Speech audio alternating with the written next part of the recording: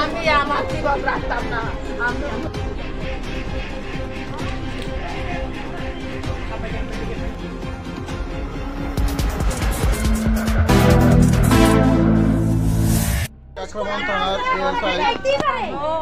বেনুরঞ্জন দাস একটা ইনফরমেশন পাইছি, একটা ছোট বাচ্চা জলে পড়ে নাকি মারা গেছে।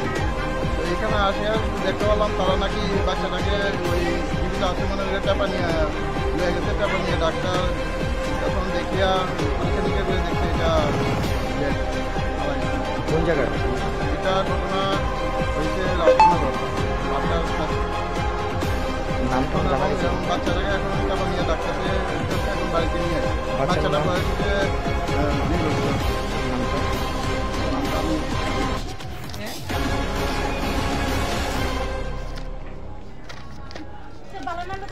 2 বছর।